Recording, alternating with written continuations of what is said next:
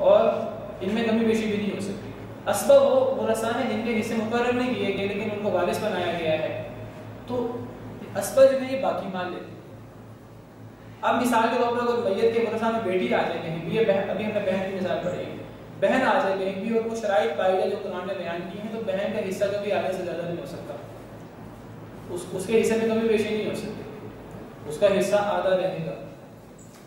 لیکن بھائی کا جو حصہ بیان کیا تو بھائی کے بارے میں صرف یہ بیان کیا بھائی وارث ہے, اس کا حصہ بیان نہیں کیا. اب بھائی کا حصہ کم یا زیادہ بھی ہو سکتا ہے, بعض صورتوں میں بھائی کو کم بھی مل سکتا ہے, بعض صورتوں میں زیادہ بھی مل سکتا ہے. اگر بھائی اکیلا ہوگا کل مال کا وارث ہوگا, اگر بھائی اکیلا نہیں ہوگا ساتھ کوئی اور وارث بھی آ جائیں, وہ وارث اپنا حصہ لیں گے, ان کا حصہ تھوڑا ہے یا زیادہ ہے, باقی بچنے والا مال بھائی کو ملے گا. تو جو اسبہ ہیں ان کے حصوں میں کمی بیشی ہوتی رہتی ہے, لیکن جو اصحاب الفرائض ہیں ان کے حصوں میں کمی بیشی نہیں ہوتی, کیونکہ ان کا حصہ باقاعدہ طے کر دیا گیا ہے. تقریباً 95% 99% وہ مرد ہیں, لیکن یہ عورتیں بھی ہو سکتی ہیں, لیکن یہ عورتیں اکیلی نہیں ہوتی, عورتیں جو ہیں وہ بھائیوں کے ساتھ مل کے کرتی ہیں. تھوڑی سی اس کی وضاحت ہے وہ آگے ہو جائے گی. زیادہ تر اسبہ, اصل اسبہ اگر ہم نے وہ کرتی ہیں سارے کے ساتھ, اصل جو اسبہ ہوتے ہیں, لیکن بعض مرد اتنے مضبوط اسبہ ہوتے ہیں وہ اپنے ساتھ ساتھ بعض عورتوں کو بھی اسبہ بنا لیتے ہیں. مثلا بیٹا بیٹی کے ساتھ اسبہ بن جاتا ہے, اس وقت میں بیٹی بھی اسبہ ہوگی, بھائی بہنیں اکٹھی ہو جائیں گے اسبہ بن جائیں گے. تو بھائی اتنا مضبوط اسبہ ہے, رشتہ دار ہے کہ اپنے ساتھ اپنی بہن کو بھی اسبہ بنا دیتا ہے. تو یعنی عورتیں مردوں کے ساتھ مل کے اسبہ بن جاتی ہیں, باقی زیادہ تر اصل اسبہ کرتی ہیں. یہ دو قسمیں ہوئیں. تیسری قسم ہے اولو الارحام.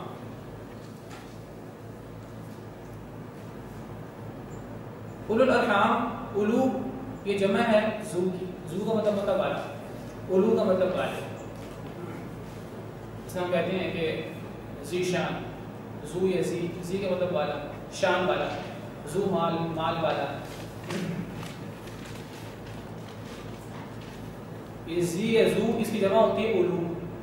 عربی زبان میں کہتے ہیں اولو الالباب, عقل والے, اولو جمع ہے. اولو الارحام رحم والے, ارحام رحم کی جمع ہے, رحم رشتہ داری کو کہتے ہیں, رحم سے جو پیدا.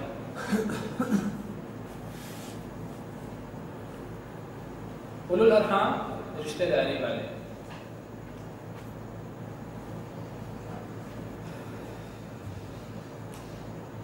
اصحاب الفرائض وہ ورثہ ہوئے جو وارث بھی ہیں, جن کا حصہ مقرر بھی کیا گیا ہے, کہ حصوں میں کمی بیشی نہیں ہو سکتی.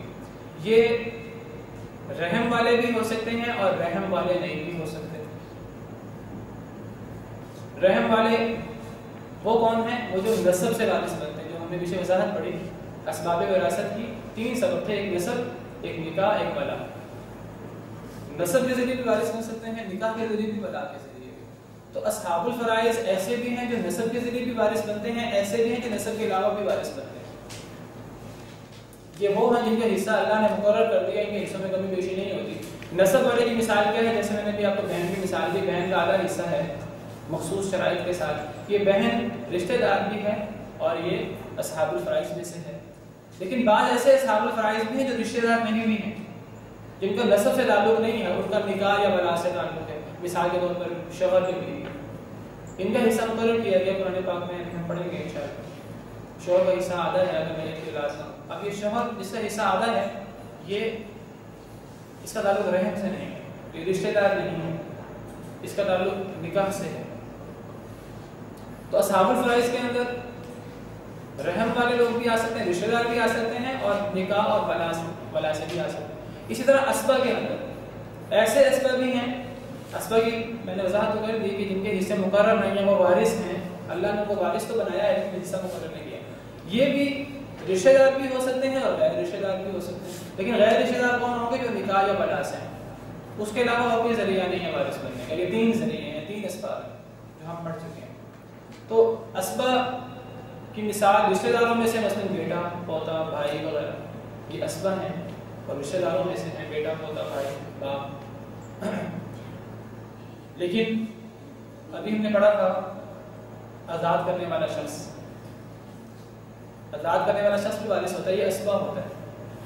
لیکن اس کا کوئی رحم سے تعلق نہیں ہے، رشتہ داری سے تعلق نہیں ہے کہ نسب کے ذریعے اسبہ نہیں بن رہا، یہ ولا کے ذریعے بن رہا ہے۔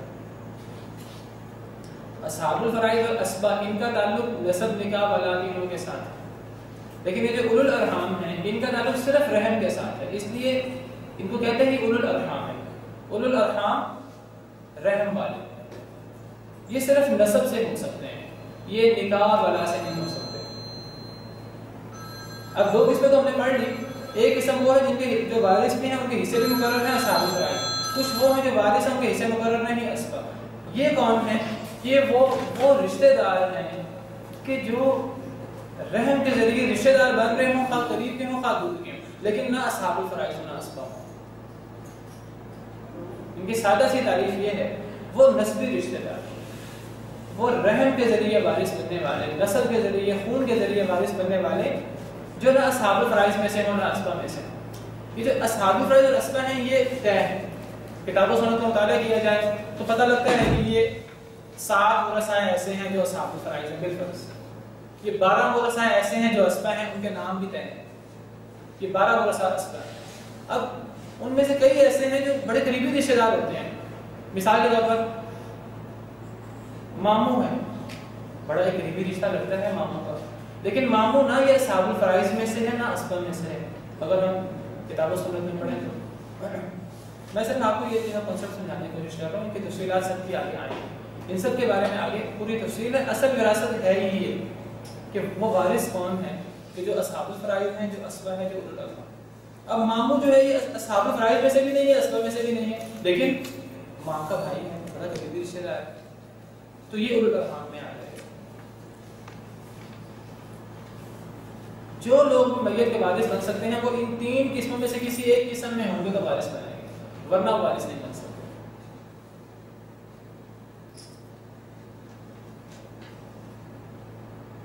تو اولو الارحام وہ نسبی رشتہ دار ہیں، کوئی بھی اولو الارحام میں سے ایسا وارث نہیں، ایسا شخص نہیں ہو سکتا جو رشتہ دار نہ ہو، یہ صرف نسبی رشتہ دار ہوں گے، خونی رشتہ دار ہوں گے، جو اصحاب الفرائض میں سے بھی نہ ہو، اسبہ میں سے بھی نہ ہو۔ اور یہ بات بھی آگے میں نے لکھی ہے کہ یہ اصحاب الفرائض اور اسبہ کی عدم موجودگی میں ہی وارث ہو سکتے ہیں۔ اگر اصحاب الفرائض سے اسبہ میں سے کوئی ایک شخص بھی موجود ہوا تو اولو الارحام میں سے کوئی وارث نہیں ہو سکتا، یہ صرف اور صرف اصحاب الفرائض اور اسبہ کی عدم موجودگی میں وارث ہو سکتے ہیں۔ اور اگر عام طور پر جو لوگ فوت ہوتے ہیں ان فوت ہونے والوں کے ورثاء دیکھے جائیں، 99% لوگ ایسے ہوتے ہیں جن کے رشتہ داروں میں کوئی نہ کوئی اصحاب الفرائض یا اسبہ ہوتا ہے۔ اکا دکا مثالیں آپ کو ایسی ملیں گی کہ جن کے ورثاء میں کوئی اصحاب الفرائض میں سے نہ ہو، کوئی اسبہ میں سے نہ ہو۔ میرے پاس اکثر مسئلے آتے ہیں، ان میں سے میں نے اسی میں سے آپ کو بیان کیا، شاید ایک کل یا پرسوں ایک مسئلہ آیا جس میں کوئی اسبہ یا اصحاب الفرائض نہیں تھا، اور شاید اس سے پہلے 8-10 سال سے مسئلے آ رہے ہیں، شاید ایک مسئلہ اس سے پہلے آیا تھا کہ جس میں کوئی اسبہ یا اصحاب الفرائض نہیں تھا۔ باقی جتنے مسئلے آتے ہیں سب میں کوئی نہ کوئی اسبہ یا اصحاب الفرائض ہوتا ہے۔ میں آپ کو یہ بھی بتا دوں آپ کہ ورثاء کی 3 قسمیں ہیں، ایک اصحاب الفرائض، ایک اسبہ، ایک اولو الارحام۔ عام طور پہ جب لفظ وارث بولا جاتا ہے اس کی قسمیں تو یہ 3 ہیں، لیکن عموماً پہلی 2 قسمیں مراد لی جاتی ہیں۔ عموماً جب کہیں کہ فلاں مرنے والے کا کون وارث ہے تو اس وقت اصحاب الفرائض اور اسبہ دیکھے جاتے ہیں، اولو الارحام بھی دیکھے جاتے ہیں۔ اس کی وجہ یہ ہے کہ اگر اصحاب الفرائض یا اسبہ میں سے کوئی ایک بھی آ گیا، اولو الارحام وارث نہیں ہے، وہ ہماری بحث سے ہی باہر ہو جاتے ہیں۔ ہاں اگر اصحاب الفرائض اور اسبہ میں سے کوئی بھی نہ ہو تب اولو الارحام وارث بن سکتے ہیں۔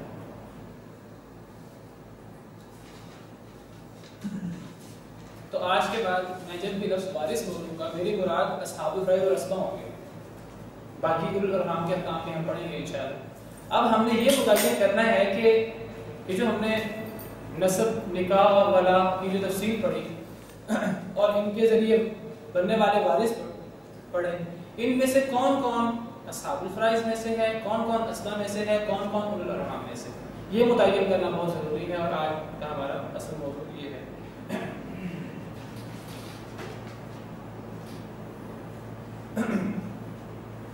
اور میں نے آپ کو بتایا ہے کہ یہ ساری چیز بیس کرتی ہے اسباب وراثت پہ۔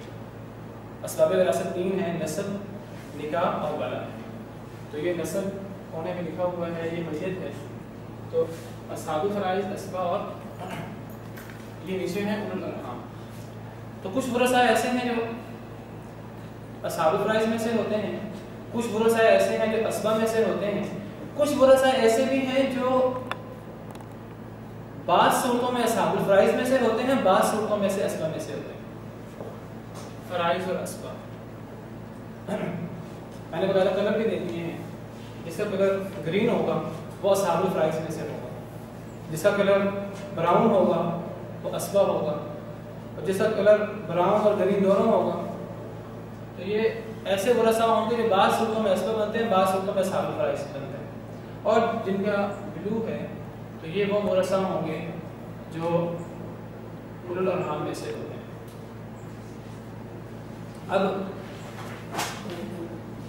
اب اگر ہم دیکھنا چاہیں کہ میت کے وارث کون کون ہو سکتے ہیں تو اسباب وراثت میں سے سب سے قوی، سب سے مضبوط سبب کیا ہے؟ نسب۔ نسب کی 3 قسمیں ہیں، ایک فروع، ایک اصول اور ایک حواشی۔ تو نسب کی جو قسم فروع ہے، فروع کے ذریعے جو لوگ وارث بن سکتے ہیں ان کے بارے میں ہم دیکھتے ہیں کہ ان میں سے کون کون اصحاب الفرائض ہیں، کون کون اسبا ہیں۔ سب سے پہلے فروع میں ہم آئیں گے بیٹا بیٹی۔ تو بیٹا یہ اسبا ہے، اس کو میں نے براؤن ہے تو یہ اسبا ہوا بیٹا، اور بیٹی براؤن اور سبز دونوں رنگ ہیں اس کے، تو یہ بعض صورتوں میں اسبا ہوتی ہے، بعض صورتوں میں اصحاب الفرائض میں سے ہوتی ہے۔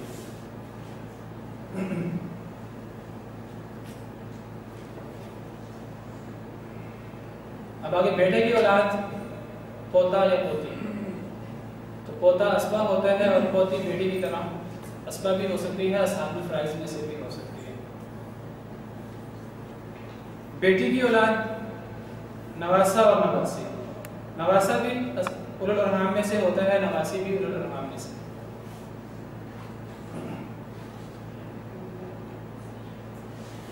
اور یہ بات آپ یاد رکھیں کہ جو اولو الارحام میں سے ہو گیا ہے ایک دفعہ، آگے اس کی اولاد، اس کی نسل، وہ ساری کی ساری اولو الارحام میں سے ہوں۔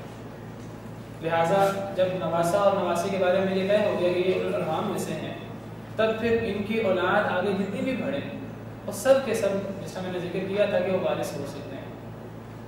یہ قریب کا تعلق ہے یا دور کا تعلق ہو نسب کا، کہ 10ویں پشت سے بھی تعلق موجود ہوتا ہے۔ تو نواسے کا بیٹا، نواسے کی بیٹی نیچے تک، نواسی کے بیٹا بیٹی نیچے تک، یہ سب کے سب جب نواسا نواسی اولو الارحام میں سے ہیں تو ان کی سب اولادیں اولو الارحام میں سے ہیں۔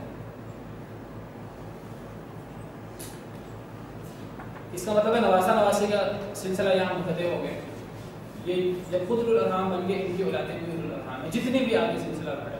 اب جہاں تک مسئلہ پوتا اور پوتی کا، تو پوتا اسبا ہے اور پوتی اسبا بھی ہوتی ہے، اصحاب الفرائض میں سے بھی ہوتی ہے۔ جو معاملہ بیٹی کی اولاد کا ہے نواسا نواسی کا، بالکل یہی معاملہ پوتی کی اولاد کا ہے۔ پوتی کی اولاد بھی اولو الارحام میں سے ہوتی ہے۔ پوتی خود تو اصحاب الفرائض میں سے بھی ہوتی ہے، اسبا بھی ہوتی ہے بعض صورتوں میں، لیکن پوتی کی اولاد جس طرح بیٹی کا معاملہ ہے نا، آپ اس وقت بیٹی اور پوتی کو آمنے سامنے رکھیں، دیکھیے بیٹی خود اسبا بھی ہوتی ہے، اصحاب الفرائض بھی، لیکن اس کی اولاد اولو الارحام۔ اسی طرح یہی معاملہ پوتی ہے کہ پوتی خود تو اصحاب الفرائض میں سے بھی ہے، اسبا میں سے بھی ہے، پوتی کی اولاد یہ اولو الارحام میں سے ہوگی، اور جب پوتی